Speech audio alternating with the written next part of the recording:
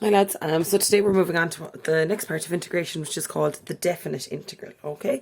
So the definite integral means we actually get a value out for it afterwards, okay? So what integration really is, right? If you integrate between these 2 points, A and B, what you're actually getting is the area underneath the curve, okay? So it would be that shaded area.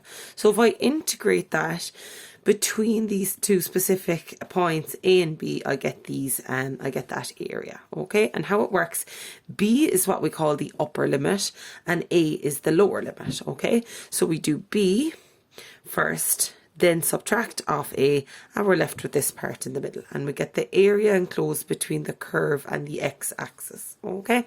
So let's just take a look at a few examples. So if we integrate between B and A, we do, first we sub in whatever B is, we subtract off then what A is, okay? We don't have any plus C because I actually get a value out, all right? B and A are called the limits. All right, let's go through an example. So I want to find the integral of 3x squared between 2 and 0. So we integrate as normal, okay? So it's going to be, remember, add 1 on and divide by that new power. Now, instead of doing your plus C, you say, okay, I'm going to do that between 2 and 0. Notice the different symbol that I'm using there then, okay? So let's simplify that. So I haven't done my 2 and 0 yet. Simplify that, it becomes x cubed. Okay, so I'm going to sub in 2 first. So it's going to be 2 cubed minus a 0 cubed, which is 8 minus 0, which is 8. Okay, so it's another step onto our integration. Let's have a look at another one. So first we integrate. So it's going to be add 1 onto the power, divide by that new power. Add 1 onto the power, divide by that new power. Add 1 onto the power, divide by that new power, which will be 1. Okay, then I'm going to do that between a 4 and a 2. So I'm going to sub in a 4 and then subtract off and sub in a 2. Okay, so I'm going to have 4 cubed over 3 minus 4 squared over 2 plus 3 multiplied by 4. Okay, so that's the first one. Minus. Now you have to use a bracket here because so you'll be minusing off the whole lot of it. So I've subbed in my 4, now I sub in my 2. So it's 2 cubed over 3 minus 2 squared over 2 plus 3 by 2.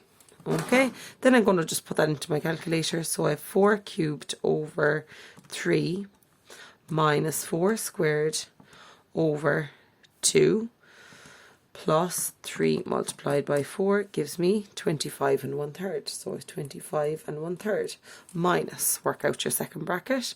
So I have 2 cubed over 3 minus 2 squared over 2 plus 3 multiplied by 2 gives me 6 and 2/3.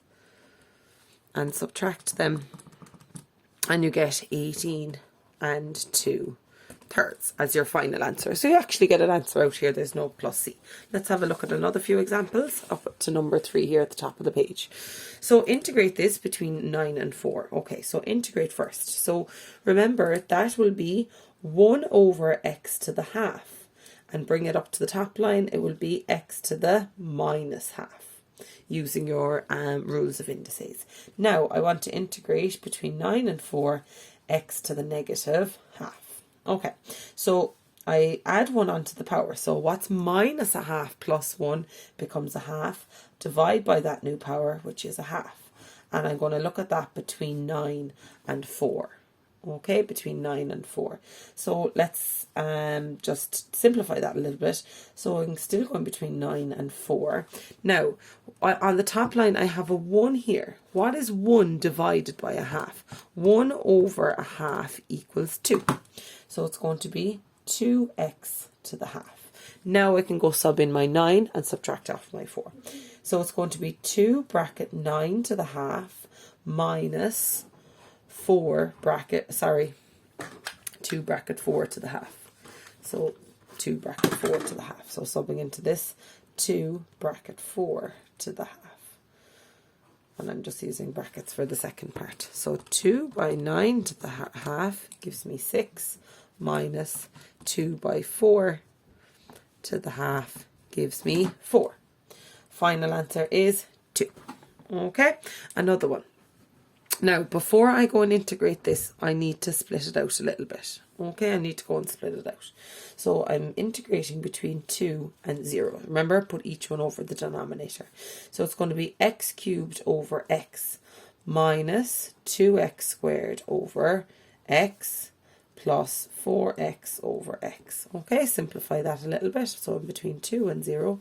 So that becomes x squared minus 2x plus 4. Now I can integrate. So I'm going to change after you've integrated between 2 and 0. X to the 3 over 3 minus 2x squared over 2 plus 4x. Can I simplify that? Yeah, my 2's will cancel. So I'm between 2 and 0. I've x cubed over 3 minus, the 2's cancel, so what am I left with there? Just an x squared plus 4x. Okay, so let's sub in 2. So we have 2 cubed over 3 minus 2 squared plus 4 by a 2 minus, subbing in 0 cubed over 3 minus 0 squared plus 4 by a 0. What will all that come out to be? That will all come out to be 0. So I'm just working out this one over here. So it's 2 to the power of 3 over 3 minus 2 squared plus 4 multiplied by 2 gives me 6 2/3. Okay, so one more example for today, but basically that's how we're doing it. So what are we doing? We are just rearranging it if we need to, integrating as normal, and instead of doing a plus c now, we're working out between these two limits, 9 and 4, so sub in a 9 minus sub in the 4. Here, sub in a 2 minus sub in the 0. So it's the top and take the bottom. Okay, one more example for today.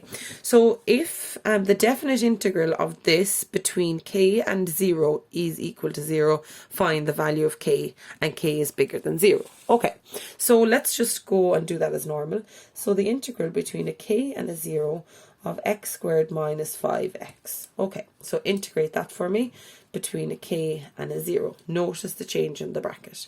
So add 1 onto the power, divide by that new power. Add 1 onto the power, divide by that new power.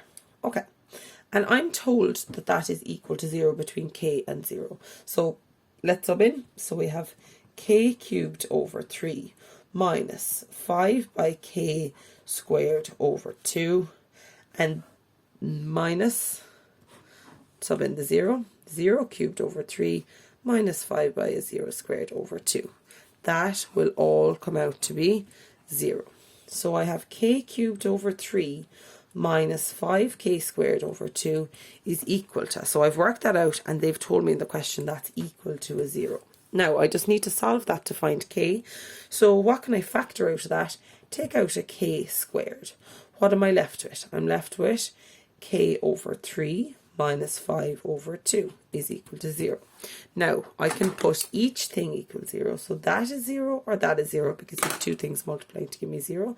So k squared is 0. That means k is 0. But I must reject that because k is bigger than 0. Okay, the other one. K over 3 minus 5 over 2 is equal to 0. So k over 3 is equal to 5 over 2. Cross multiply. K is equal to 15 over 2. K is equal to 7.5. All right. Thanks, lads.